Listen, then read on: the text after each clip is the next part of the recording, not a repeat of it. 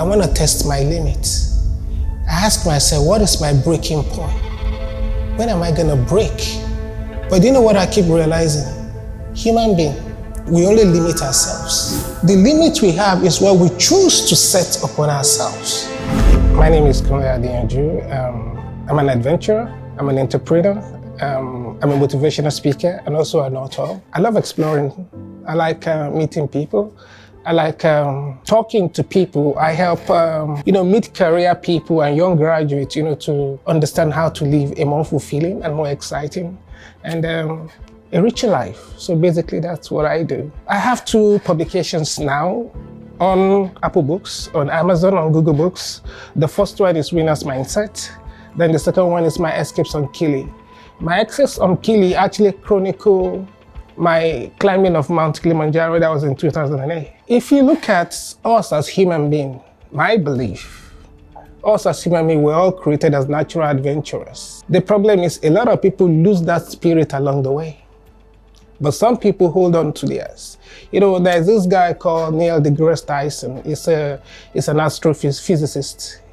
He said, who is the scientist? A scientist is an adult that didn't lose the curiosity of a child.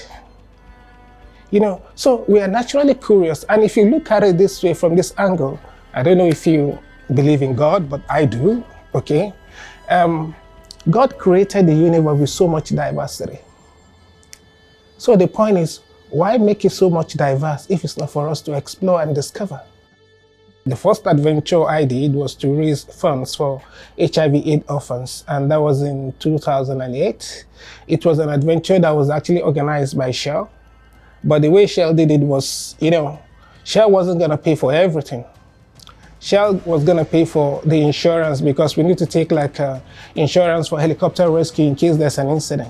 So Shell took care of that insurance, but all the other part of the expedition, which is quite expensive though, you need to pay your airfare, you need to pay for the climbing fees, you need to pay for the park rangers and all that.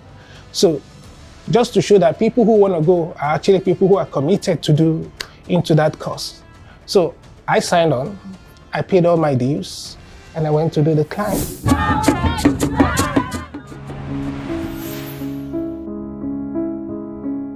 I chose to raise funds for polio because polio is like a personal fight for me. While growing up as a boy, I had a friend who had polio. And those things we all do, kids do, like running up and down, playing football, swimming and all that we do. My friend couldn't do it, not because he doesn't want to, but because he was limited by polio. So sadly, 2 years ago, we lost him. And I won't say polio killed him, no. But I knew polio impacted his life, that he couldn't live an optimal life he would have loved to live.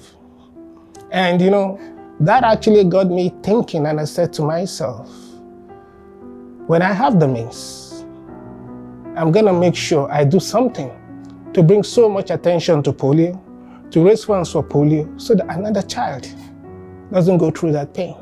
And that's exactly what I did.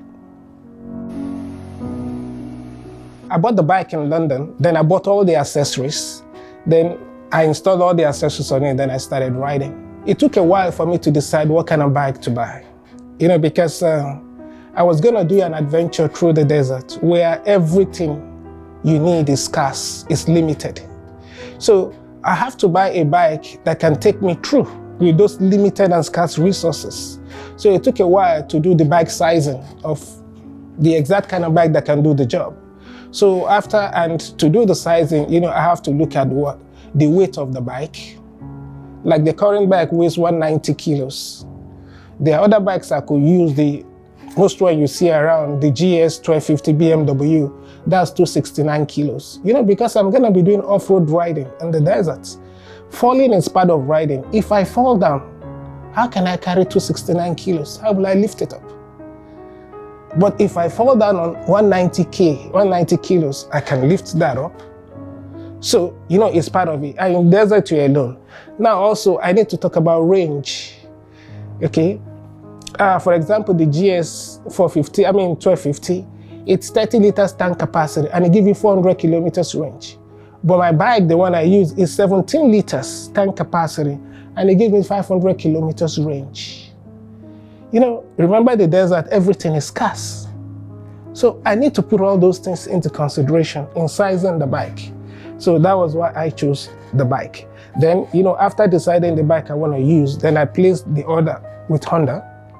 I ordered the bike from Honda. Actually, Honda actually told me it was going to take 6 months to deliver the bike. You know, it's not like what you pick off the shelf. So I was waiting. Honda called me 2 months after.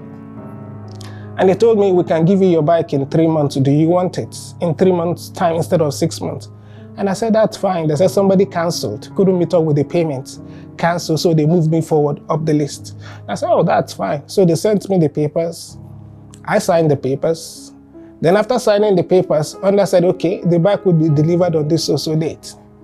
And they said to me, I was in Nigeria then, and they said to me, if after delivering the bike, you don't pick up the bike, you have 7 days grace. After 7 days, we are gonna charge you €25 every day for storage. So, you know, when they told me that, I had no choice. When the bike was delivered, I had no choice just to, you know, plan myself, hurry, go to the UK and pick up the bike to avoid paying the storage charges. So the date 19th that I started the ride, there was nothing particular about it. It just happened because of, you know, the situation and the condition Honda put in place. So that was how that happened. The planning actually took quite a while. You know, it took me a year to build the plan. You know, and before I go into what it costs, the planning itself, you know, when you're planning those kind of routes, if you read anything about the Sahara, about most African countries, it's red zone. You know, it's either where you have issue with criminality, with some militant gang or wherever. So it took quite a lot to plan. And in planning, I have to build what I call the fail-safe system. And what do I mean by fail-safe system? It's like a system for me that even if I run into trouble and the whole thing fails, it is still safe for me to come out alive. So I have to build my own fail-safe systems. And how do I do that? I had to make sure that every country I go through, I'm going to be going through, every town, every city, every village, I have a working contact of the police formation on all that line. So you can imagine, like in Nigeria, you want to go from Lagos to Abuja, and you have to get the contact, build your network, the PO, your point of interest, the POIs for all, let's say like the police formation are my point of interest, hospitals are my point of interest. You have to build those POIs on your map and have a working contact which you test. You have to call all of them to make sure it works. Establish it on your map along the route so that you don't know, something could happen. And I don't know where it will happen. But whenever it does, I know how to respond. So it took a while to build a plan and to make sure I have a working plan. So it took a lot of work. The bike in itself cost me about £7,000 from Honda. And that's actually that. You need to buy a lot of accessories on the bike. You need the crash guard, you need the reserve tank, I need emergency inflator, you know, all those things, the tools and all that you carry. So the tools alone maybe budget another £2,000. Then I need to put insurance on the bike, because without insurance, you can't take the bike. And if you go into any country, there has to be insurance, because what if you have an accident, you damage somebody's, or somebody has to pay for that. So that insurance service mandate, insurance alone on that bike was £2,800. So when you put all those together, it's already well over £10,000. Now imagine my upkeep, the hotel, budget $70 or $80 a night for every hotel. Budget my feeding, budget my gears, my fuel. Then the one most time we don't even think about, that I didn't put much consideration, but it turned out to be quite some money, was the toll gates. Because in France alone, I went through 14 tolls. 14 toll gates crossing France. And each toll, you are paying €12.50. So now, cost that alone, that's close to almost €300. So toll was a lot of money. So it's been a very expensive venture, but is it worth all the money? The answer is yes. If I have to do it again, if I have the money, will I do it? The answer is yes.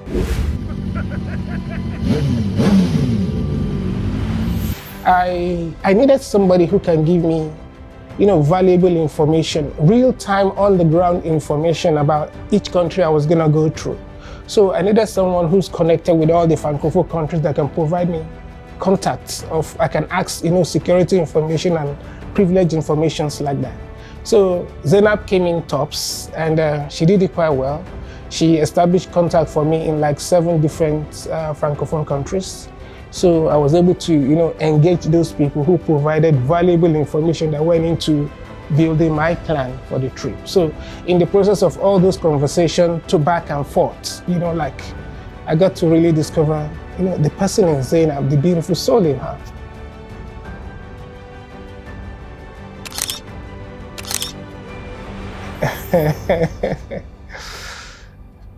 Zainab is someone close to me. Zainab is a good friend of mine. I met about 6 months ago, and we became quite close. We became close because she has a beautiful heart, and she's a very thoughtful lady. And this sort of lady that a proactive and deep-thinking person that can anticipate your need. And before you even voice it out, she's already, there's a solution, there's an answer to it. Things like that touches a guy. So I guess maybe that's why I like Zainab so much. Do I really like her? The answer is yes. Do I want to be with her? The answer is yes. Is she available? The answer is no. The key highlight for me on this was the discovery of the true African story. Before embarking on this trip, I told you I read a lot about security informations, all the countries I want to go in through, all the information I could lay my hands on. I read everything just to familiarize myself with these countries, what goes on there, all those things, so I can build a smart plan for myself. And I can tell you, everything I read about these countries, all of them, is either they are amber or they are red in all the African countries. Amber means you exercise great caution to go there. Red is don't go there. If you go, you may not come out alive. The only country in Africa that has some green was Morocco. And Morocco was green from Tangier up to Agadir. From Agadir going into Laayoune, into the Western Sahara part, it was amber. Then when you passed Laayoune, it was red all through to Mauritania. So, there was this apprehension about all those things I read when I was going into Africa. But I said, okay, I put in the plan. I tried to put in my fail-safe systems. I said I was still gonna go. Yeah, I'm still gonna do it, but I have to be more cautious. But when I got there and I started experiencing the African people, and I realized that all those things I read were false. They were not true. Africans are nice people. Africans are hospitable people. Africans are generous people. Africa is a land of diversity. Everywhere you go, everywhere you step, there's something to see that interests you to learn. I've been opportune rather, to visit about 75 countries around the world. And I tell you, if I compare what I've seen in those countries that I've been to, what do we do when we go there? We take pictures with concrete. But coming into Africa, I was able to interact and meet African people. I was able to interact with human beings to experience their culture. And I realized that, what defines us as Africans in most of the Western media, which they talk about safari, the jungle, the animal, the story of us, the African people, is so much richer than what defines us in the Western media. And for me, that was the highlight of this journey. The hardest part for me will be crossing from Morocco into Mauritania. You see, and why is it the hardest part? Because it was actually the most troubling part of the trip. The 5-kilometer stretch that separates Morocco and Mauritania, first, it's sand, it's not road. So, first, you need to contend with desert sand. I remember when I wanted to exit Morocco, and the Moroccan guard there, the border guard who was at the last point I was going to pass through their border to leave, he asked me, he said, do I know anyone guaranteeing my security across this stretch?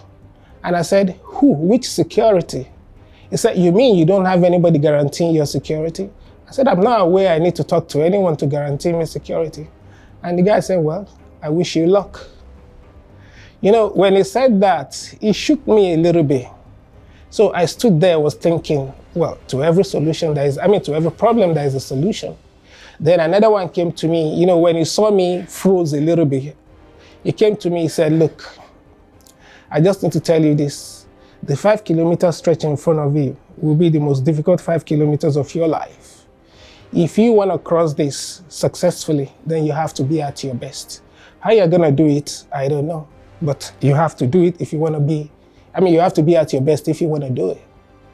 And the guy, he left me. So I sat down there, you know, I don't panic. I said, okay, just think. Then I said, okay, you know, because I saw it was sand. So normally I put the tire pressure of my bike at 30 psi. But because it was sand, so I deflated it to 20 psi, you know, so I can have more surface area and grip on the Sahara sand. So I was waiting there. I said I was gonna wait for a truck, you know, an export truck, a truck carrying export produce from Morocco into Mauritania. So after like 30 minutes, a truck came out and I was still getting the truck. I gave the truck like about 300 meters gap. So I was doing this zigzag, you know, maneuver, left, right, you know, left, right, swerving left, right. And why was I doing that? You know, these criminal gangs, they're actually not there to kill people. They want money. So if they want to pick you, the first thing they will do is to shoot. The first shot is not to kill you. It's a warning shot. Right. That's how they normally act. So I said, okay, I was doing the zigzag maneuver, you know, to steady my nerves and, you know, help me prepare for how to evade if there's an issue. And I said, okay, if I hear the first gunshots from the right side, I'm gonna speed to the left side of the truck and use this as a cover. If the gunshot the warning shot come from the left, I'll, you know, move to the right side. So that's how I was doing that zigzag maneuver. So I did that for like 3 kilos, you know, just flopping left and right, left and right. So, you know, because it's desert, it's plain, you can see as far as your eyes can go, right? So 2 kilometers to the Mauritanian border, I could, you know, I had line of sight. I could see them far ahead. Then I just went extra hard on my throttle. You know, the bike surged forward. And, you know, riding on the sand, it's really, really difficult. You know, you're wobbly, you're like almost falling down. And I keep just saying to myself, you fall down, you die. You fall down, you die. And, you know, amazingly, your body listens when you talk to your body. I didn't fall. I was coming in so fast that, you know, if you know the ABS system on a bike, if you try to stop on sand, you get this drag, it drags you forward. It doesn't stop like that. I have this drag. So when I got to the Mauritanian border, approaching them, I applied my brake. Because it was sand, I had this drag. And dragging forward, I collided with the barrier. So I spent another 20 minutes begging when they said I have to pay for the damage I caused. But finally, they let me go. Well, another, let me say, very painful, and I use the word painful challenge was, I had Sandstorm. I had Sandstorm actually twice on the trip. Well, one was a minor one, but let me just say twice. I would have said twice, but twice. Let me talk about the two. The other one lasted for like 40 minutes. The one that was so painful lasted for like about an hour, 30 or 35 minutes thereabout. And you know what happened with the sandstorm is, you know this swelling sandstorm, it's so dark that if I stretch my hand, I can't see my finger here. You can't even see any part of your body. And the swell of the storm is so powerful that it was lifting me off the ground. I weighed 95 kilos, was lifting me up. So, you know, I can't remain on the road. I have to move onto the sand. The bike cannot, you can't put the side stand of the bike on the sand. It's going to, you know, topple over. So I have to lie the bike down on the sand. Then I have to tuck my head under this bike. So I held down the weight of the bike with mine together to prevent us from the swell from lifting us up. And I stayed in that position for close to an hour, 40 minutes. Now, look at it this way. The desert is hot. 45 degrees temperature was the temperature of the sand. So imagine lying flat on 45 degrees. The whole of my skin, my body was burning.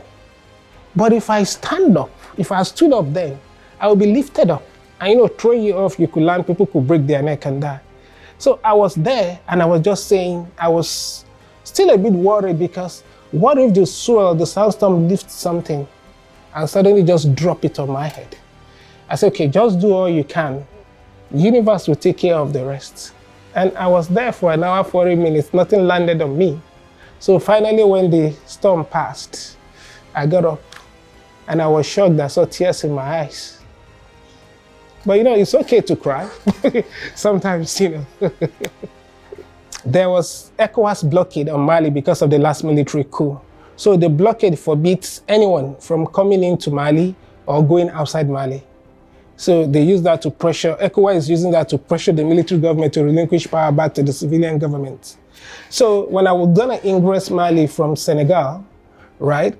I got there, they refused to allow, at first they said they're not gonna allow me to enter, there is blockade, the border is shut to everyone. And I said, okay, I'm not standing here as an ECOWAS citizen, but I'm standing on the UN Charter. And that the UN Charter provides that anyone on a humanitarian mission, right, should be afforded protection and access to ingress a country as long as they have the required papers to do so. And I showed them, here is my documentation, which allows me a valid entry into your country. My country, Nigeria, is a signatory to the Charter. Your country, Mali, is also a signatory to the Charter. So I should be granted access. It took a while. It took close to 4 hours. They kept me there. They thought I was going to turn back because they asked me to turn back. And I said, no, I'm not going to turn back. I'm going into Mali. And after like 4 hours, finally, they said, okay, they allowed me in. They gave me my immigration entry permit on my passport. So I cleared the immigration. Then I had to clear the custom for the bike. Because, say that again? No. I need to present them the papers to make sure that I didn't steal the bike, so that when I want to leave Mali, they will allow me to take out the bike also. So they have to give me a paper that said, okay, you brought in this bike and you are taking it out. So that way I don't pay taxes. It's not like you brought in and you're using it in that country. So it took a while. By the time I would do all that, all those documentation, it was like 7 p.m. in the night. I got there around 11 in the morning. So by the time I finally cleared 7, and I still had 90 kilos to cover to get to where I was going to spend the night. So I started pushing, and suddenly, darkness just set in. It was dark. So I had to bring down my speed because of visibility. So I brought down the speed to like 80 kilometers, managing, and the road was bad, So a truck coming, after like about 30 kilometers leaving the border, a truck coming towards me on the opposite direction, swerved off his own lane to avoid a pothole, came into my lane. I, trying to avoid impacting the truck, I swerved off into the shoulder, right? And at the shoulder, there was a deep hole, which I didn't see. So I went into that hole and I lost my rear tire. And motorbike don't have a spare. So I was stranded. And I became worried because, where I lost the tire was around the game reserve. There are lions there. There are cheetahs, there are hyenas. So, I was a bit worried because I didn't, it was troubling. I became a sitting duck. Then what I had to do is, normally your survival instinct will just kick in. Then the next thing I said, okay, whatever it is first, before even thinking of what to do, I need to put height between me and any animal that will come. And in the dark of that night, the animals, they have like infrared eyesight. They can see you, but you can't see them. By the time you see them, it's too late, So I ran, I looked for a big tree to climb. So I was climbing the tree just to put height between me and any animal where I think of what to do. So as I was climbing the tree, I now saw a ray of light like 400, 300 meters away. So I came down from the tree, then I started running towards the light. I was sprinting heavily towards the light. So when I got there, it was a small hamlet. There are 3 houses, in the night, normally the villagers would just sit around the houses. And as I was running there, the funny thing is, the villagers just saw somebody run into them, and the next thing is they started running. So they ran at first. Then they now stopped. They saw it was me alone. They now stopped. They now came back, like a bit aggressive. And they saw the way I was dressed and everything. And they saw me the way I was panting, breathless and all that. And I was amazed at their level of hospitality. These are the people they call that they are in the red zone, people who are there to probably kill you, to harm you, or to rob you and all that. At that time of the night, maybe 9:30, the women in those villages came together. First, they brought me a chair to sit down. I wanted to talk, to tell them. They said, no, just keep quiet, sit down first. I sat down. They brought water. They said I should drink water first. I drank. Then they gave me water to wash my face. Then I sat down. After like about 3-5 minutes, when my breathing came back to normal, then they now asked me what happened. I couldn't communicate because I don't speak French. They speak French and their local dialect, which I don't understand. But they had a bike in that village, so I was using the bike to explain what happened to me. Then, so they gathered 4 men in that village. Then they took their sticks, their club, their cutlasses. Then they followed me that we should go there. And I was asking them, why are they carrying all this? And they too were telling me in sign language that what if like a lion comes or something comes? That's what they're going to use to defend themselves. So these people followed me to where the bike was. So on the way to where the bike was, I got network on my phone. I called my interpreter. Okay, I had an interpreter that helped me with language barrier at the border. So I called him because I left him like 30 kilometers back. His job was just to help me clear the border. So I left him back at the border. So I called him. I told him to charter a vehicle and come rescue me from the village. So he was coming. So we left, we covered the bike to the village. We parked the bike there. I stayed with those guys. It took almost 3 hours for my interpreter to come. I was with these people.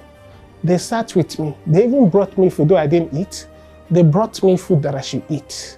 Now look at this. I was with them till close to about 12 midnight. If they are bad people, they could have done away with me and probably nobody will know anything. I don't know these people. I don't speak their language. These are the people they call, like in the red zone, the red behavior.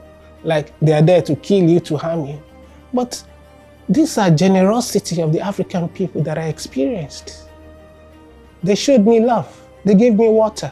They made me calm down. They stood with me. I didn't feel alone because they were there. To me, that is height of generosity and hospitality. And that is the story I had all through Africa with the people that I met. The generosity. And that is actually what made me, like I said, it's the high moment for me on this journey. Discovering the true African story, that all those things they wrote about Africa, it's a lie. It's not true. African people are nice people. They are friendly. They are generous. The little they had, there's a blockade on them. So that blockade actually forbids a lot of essential commodities coming in. These people are going through blockade like sanctions. Yet the little they had, they shared with me. Tell me, what else can describe that if not high level of generosity? To even show another generosity of the African people. Then I called some bikers there because I was added to, there's a WhatsApp group for West African Bikers Association, all bikers in West Africa. So because people knew I was doing this right, they were following me from London and co. So they added me to the group that, okay, anywhere you go to, as long as you're in West Africa, all the bikers they are aware. So I was posting my progress there. So they all knew where I was at any point in time. So when I had this issue and I sent a picture of the cracked rear wheel to them, what blew me up was the bikers stood up as if, it's like they've known me for the better part of their life. Like where I was like 700 kilometers away from Bamako, which is the capital of Mali. So it's like I was in Lagos, they were in Abuja. Do you know these guys got me a spare wheel in Bamako, 700 kilometers, and they started bringing it to me, like bringing it from Abuja to Lagos so that I could move. So you can imagine that level of camaraderie and generosity that I got from those guys. And that is the story of African people.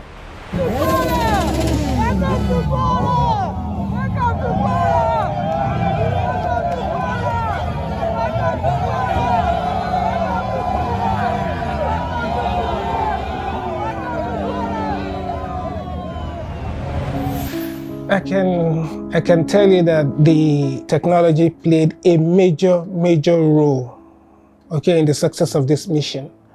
Let me break it down. Technology in the sense that first, the social media, and also the technology for my mapping and directions. I had a sat nav. I had a Garmin nav, navigational system. I also have backup system. Like I have Google Maps, I have Waze, I have Maps.me, which are all downloaded. I had like 4 devices which I carried with me, just in case one fails, I switched to the other. But amazingly, you know, I really had no cost to use. I used only one phone, the same iPhone I carried with me. Was what I used. Yes, I put a global roaming SIM there. It seemed that I put a global roaming facility there, so I have data everywhere I go.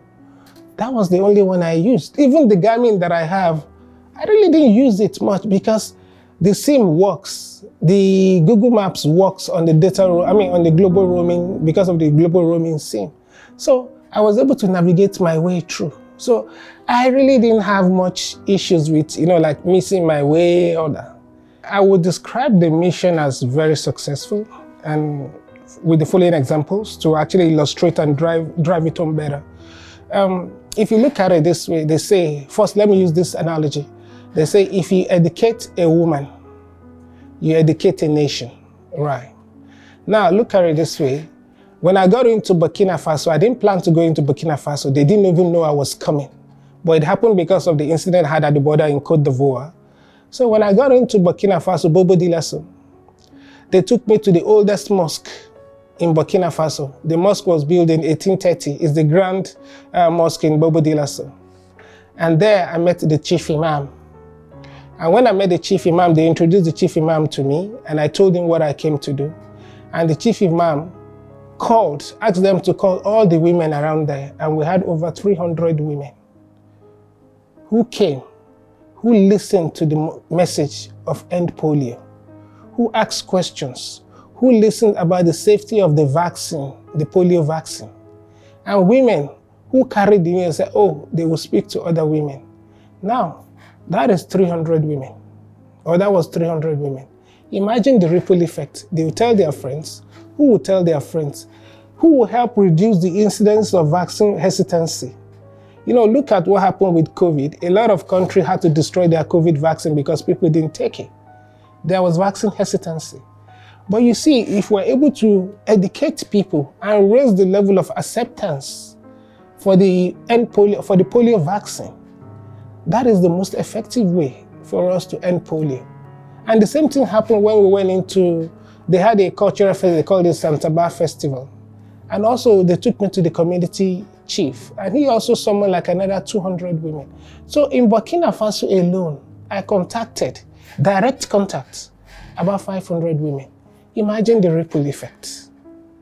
Now let's even look aside the money being raised, but look at the level of acceptance we've been able to drive in with this mission. And that is the same thing with all the countries. Everybody around now knows about polio. Everybody understands what Rotary is doing about polio. And that was actually, I guess that was actually the strength of the message, the success of the mission was actually what prompted Bill Gates to actually send me a congratulatory message some few days back. So to me, that was also a high moment of this. There was a guy, a biker, who he and the girlfriend, they went to the border to receive me. And there, the guy proposed to the girl. And the girl said, because Kunle Adeyanju is coming, I'll say yes. And she said yes. So it was really, like a very beautiful moment. And also, I got to know later that people came, bikers came as far as from Kano, Kaduna, Abuja, Jos, to Lagos to welcome me into the country. So you can imagine that level of camaraderie and how people so much believe in this. So it's quite touching. You see, I chose to build this die-hard thing. In there, everyone, I keep making it bigger than the one before. Why? Is because I want to test my limits. I ask myself, what is my breaking point? When am I going to break? But you know what I keep realizing? Human being, we only limit ourselves. We don't have a breaking point, because you get to a point, you just realize that the potential for the next one is now going to be heightened. And every time I do it, I just find that coping power. And I realize we don't have a limit. The limit we have is what we choose to set upon ourselves. So my message to everyone out here is, whatever it is you want in life, you can get it. The only thing stopping you from getting what you want is you. It's your mindset. Change your mindset and change your life. That's just it.